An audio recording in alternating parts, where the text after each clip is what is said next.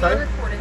Where are we at? All right, what do we just go over? You're now going to the right. You got to talk. Touch it, Chris. And now you got to talk about the PV charge.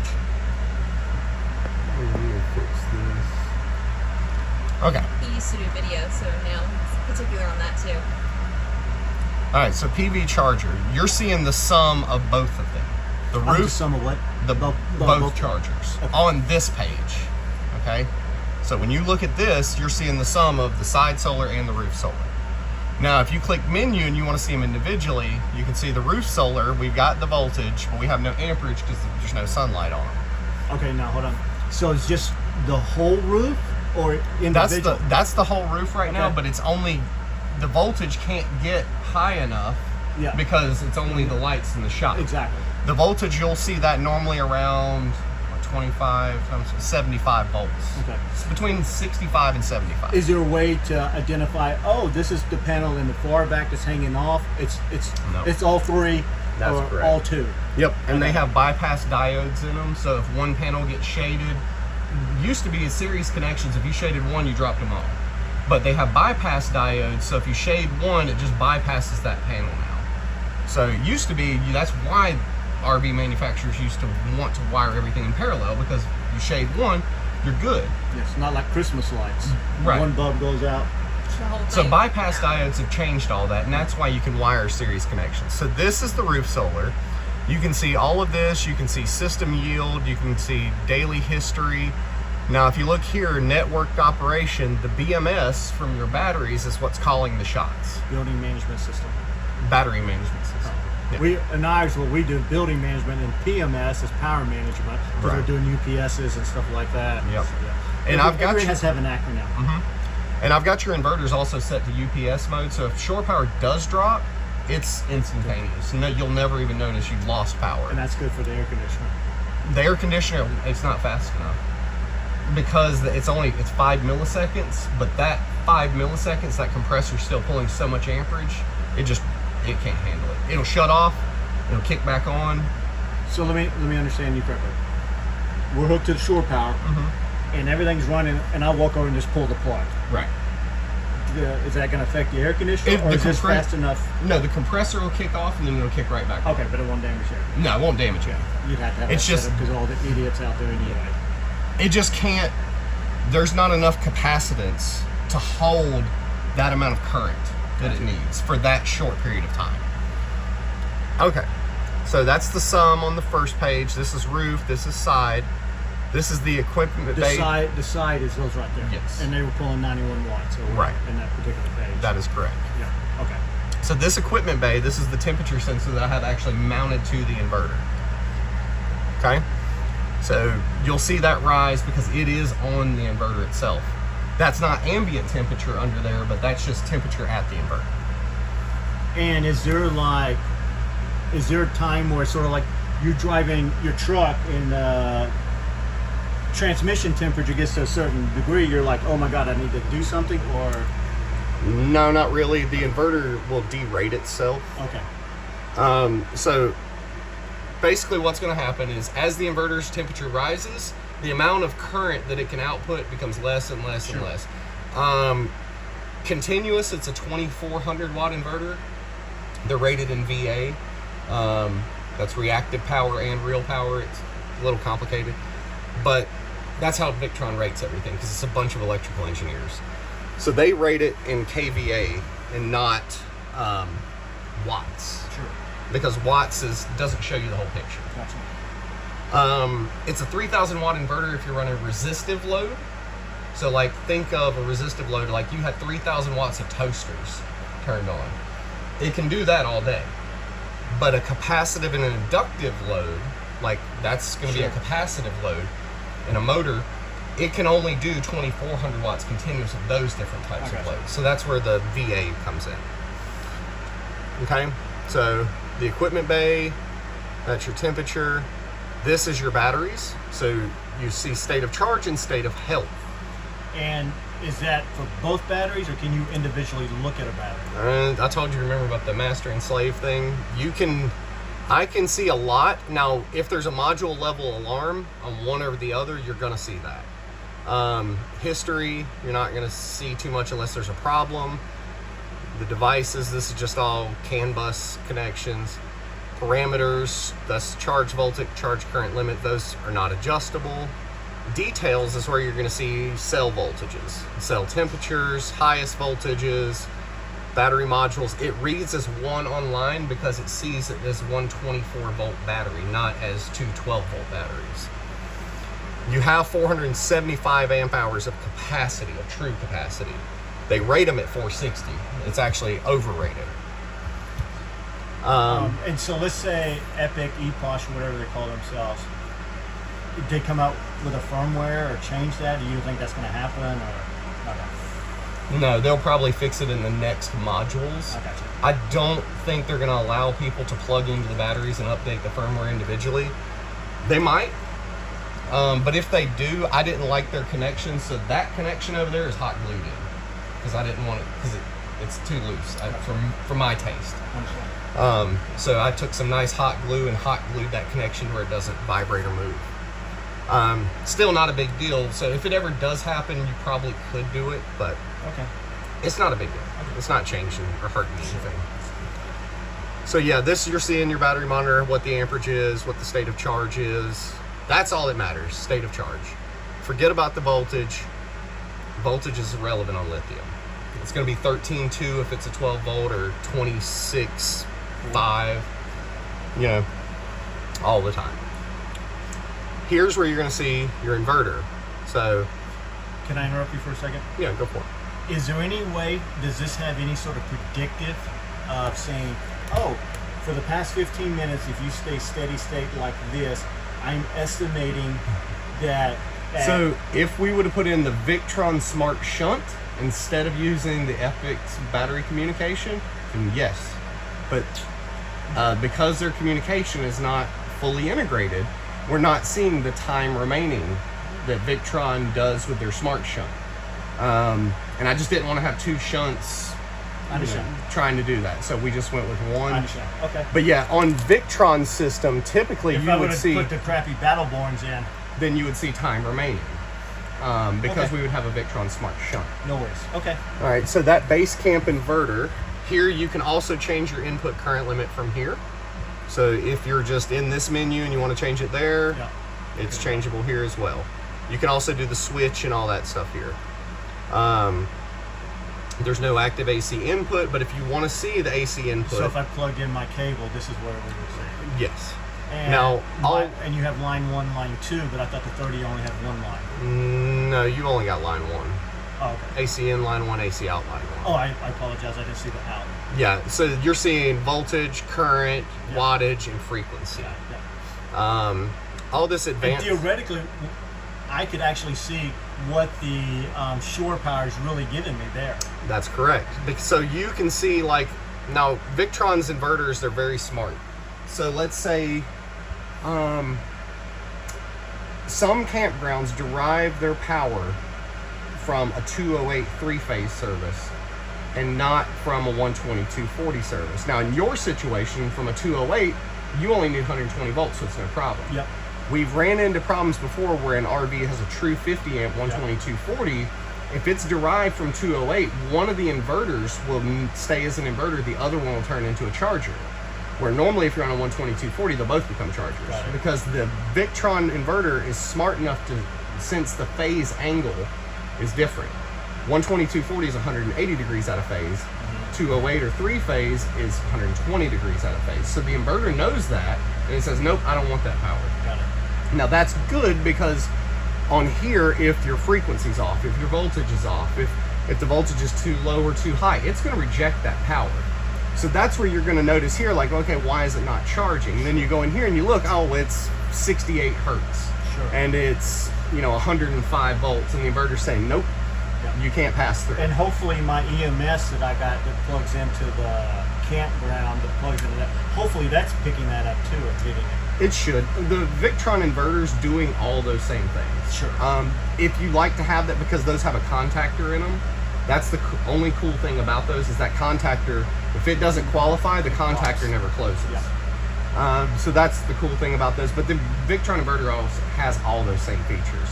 The cool thing about the Victron is they're programmable. So I can say, yes, I want power from 105 volts up, but I don't want it below. Sure. So you can dial it in. You can dial in frequency with the Victron too, whereas those are just kind of set. Yeah. So the advanced, nothing really to do here. You can ignore the AC1 input. There's also some new features that you can prioritize renewables over your shore power connection. That's something that I would just recommend. If you want to do that, we can do it remotely. I drove a diesel truck. Well, I understand, but if you did want to do that, we can push all that stuff remotely. So we don't have to make that decision today. And speaking of remote, you have access into this as long as I'm on a network. We're going to get to all that too. Okay. Okay. So now that covers inverter, alarms. This is all. Preset. None of these, they're going to just start beeping in here. The servo, you'll hear it beeping. Like, what is that? Well, inverter overload. Or you're not going to see high DC ripple because that's usually from a bad design of the system, unless there's some crazy things going on the shore side. But DC ripple is basically the sine wave. If you have a lot of voltage drop and your system's not designed properly, when voltage drop on the DC side, the AC sine wave will actually start creating a DC sine wave. And you kind of move out of phase and start. Yeah, it does some terribly wonky things, Okay. but that's all from bad design. You're not going to have that. But it does have those features and alarms. And how did you get to the alarms, whatever? So This is just in the inverter settings. You just keep scrolling, alarm setup, alarm status, Okay. All that kind of stuff. So this alarm status, there's no alarms. Device, this is just the device, if you want to name it, or if you get into like the programming of the networking and you need the VRM instance or the different versions, you can do all that. Because this is all open source. You can do some crazy stuff with their programming because it's a proprietary operating system, but they want people playing with it and making it better. Okay, so that's inverter. We went through that. Sorry. Now we're going to get into settings. So settings, you can do some really cool stuff here. I've got it set to automatically do online updates automatically. So check and update. If it's hooked up, it's going to go there. Let's start, since this is the main settings menu, let's start at the one you're going to use the most. Scroll down, Wi-Fi. this is how I connect to a network. Yep, this is how you're going to connect to the network. Now, I will say this. The Servo GX Wi-Fi antenna is awful. The network, being a tin can, it picks up inside the shop, but I'm gonna put in one of those eSIM routers in here, mounted probably right up there. then you're good. But yeah, anywhere outside, like you're trying to get this to pick up to a campgrounds network or something, Screw that. may not happen. So that's how you do that. Now you can also hardline. So if your router has a network cable and you want to hardline to the server, you can do that too. Now, let's go into some of the other things. The rest of this, so digital voltage current control, we can't do anything with. Display and language, we can do tanks overview. So we can. The display is going to stand for 10 minutes. Yeah, and you can change all that adaptive brightness. Yeah. I've got your units set to Fahrenheit. If you want Celsius, that's where you change that. And the tank overview, I saw it in one screen earlier, it had no tanks connected. Right, because you don't have your tanks connected to this. So, you can do, Victron has the ability with this servo to do Bluetooth tank monitoring that are ultrasonic. I got you. The cool thing about those is they just stick on the bottom of the tank. So if it's something you wanted to order on Amazon and enable, you can do that. You can do your water tank, your gray tank, propane tanks. So that's what I'm doing, propane. Mopica makes all those. Yeah, I saw that, yeah. Okay. You can also do Ruby tags and temperature sensors, and you can put them in the fridge. You can put them wherever you want in here. If you want to start enabling Bluetooth sensors, again, What advantage does that give me if I put my propane tanks other than I can see it here on this display? What advantage? Yeah. So because they're ultrasonic, you're seeing a true metric of what's in that tank. No, I understand. What advantage is connecting those sensors to this versus my phone? I can see them remotely. You can see them remotely. Oh, okay. I mean, there's... Okay. you'll still be able to see them on your phone, Yeah. but you'll also be able to see them here. I got it. Okay, yeah. So, if you're like, I left the heat on, what's the propane level at? I can see that remotely. No, I understand. So yeah, that's how all those sensors work. Now, if you want to enable those sensors, you're going to go Menu, Settings, scroll all the way down to I/O, and then that would be Bluetooth sensors. And then you want to enable Bluetooth sensors, and then they'll start popping up. I recommend, if you start doing that, only turn them on one at a time. Yeah. Because if you turn them all on, they're all going to have these network addresses and this and that. You pick up my Bose Bluetooth speaker, you picked up this. Yeah. I got it. So turn them on one at a time, set them up, and then move on. Got it. And name them. Because I've made that mistake before, and then I'm back reading the RFID on each one of them. Yeah, don't do that. That's like in my house, filtering by MAC addresses. And it's like, what MAC address ends in, D247? So this is where you're going to add those. Yeah. Now, I've got analog inputs as well for the servo, so that's where your temperature sensor's coming from. Yeah. You've also got digital inputs on the servo. If you wanted to add old school resistive type tank sensors, you can do that as well. On and off, yeah. Because I don't think the tank sensors in these are very good. I think they only measure in like thirds or quarters. Which Supposedly, if it says 8, that means it's only 8% full. If it says 17, it's 17% full or 17% empty. it's only 17% of liquid in it. Gotcha. So, it might have ultrasonic ones on here from the factory. I don't know. But if you wanted those, you can do that. I got you. But then I'd have to tear down the body pan to get to the tanks. And Exactly. I hear that's a mofo on this. I'm sure it is. They don't make it easy. So all this other stuff, I've already got all these settings set up. So your system set up, I've got them named, the grid, which BMS, DC systems, all this stuff is done. You shouldn't have to do anything with this. Do you want the tank's overview screen since you're not using it? No. Okay. So that screen's gone. And that means the tank. It was another. Yeah, it was another. This will still be here. This is boat and motorhome overview, but there was another screen that would have just shown tanks. I got it. Let's see. What's behind the orange solar? That? What's this little? Oh, it's just showing a Victron charge controller. Okay. Yeah, that's just this animation. This GUI is from 2014. The new one is beautiful.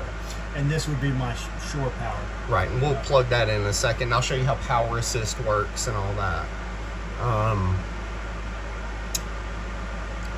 There's nothing else really to do here. This is where it gets like, there's some crazy things you could do. So you can enable the servo. If you get under there, there's USB ports in the servo. Mm-hmm. You can hook in a USB hub. You can add GPS. You can add Bluetooth extenders, Wi-Fi extenders, all this kind of stuff. It's just a Linux-based computer. Sure. So you can do all kinds of stuff with that. You can do automatic generator start and stop.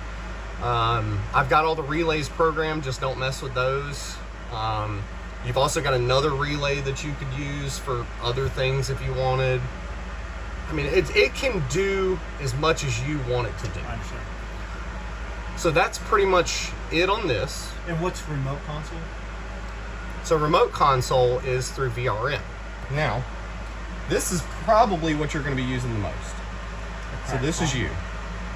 Yeah, exactly. So this is you. We got a good connection, so we're seeing real-time data. I can see those temperature sensors, and as you add temperatures and tanks and all those things, they'll all show up here. Right. We can see history. It stores a few days of history, but when it's going to VRM and you keep a good connection, we can look back in the history back a year, 2 years, Sure. 3 years, because Victron is saving all that data. Now, the cool part about this is the advanced data, for me anyway, because I can go in and I can see all the different states, playing around with charging. We can zoom in and see how much voltage and current. Are we having voltage drop? Are we having whatever? This is how we can remotely troubleshoot a system. So let's say you're out in Arizona, you're having a problem, you call me, and say, this is happening and this happened at this time. Yeah. I go in, I look, I say, okay, well, you plugged into shore power, but the frequency is at 55, it's rejecting it. Yeah. Instead of 60. Or you have a problem and you have to work with whatever local RV mechanic is there. That's when you call me, because I can diagnose the problem Sure. and tell the guy on the phone, no, you don't know what you're doing. This is where you need to look. This is where the problem's at, and so on. Got it. Okay. So that's how this works. It's just graphs, nerdy stuff. Yeah. But it's really important for troubleshooting. We can see, the only thing we can't see is consumed amp hours because it's not sharing that data. But it does share the state of charge, which is good enough. We can see the output frequency and all these cool things. You can also, if you plug in a GPS to the servo, you can track it like a low jack on this thing as well. So that's possible as well. And you can track it all through the VRM. Got it.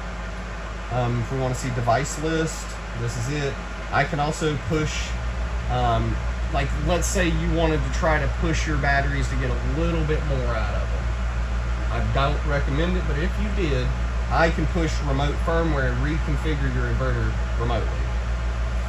I also go back through every few months. I'll check all the firmware. If something needs to be updated, we update it. Yeah. The one thing you do not update is your inverter.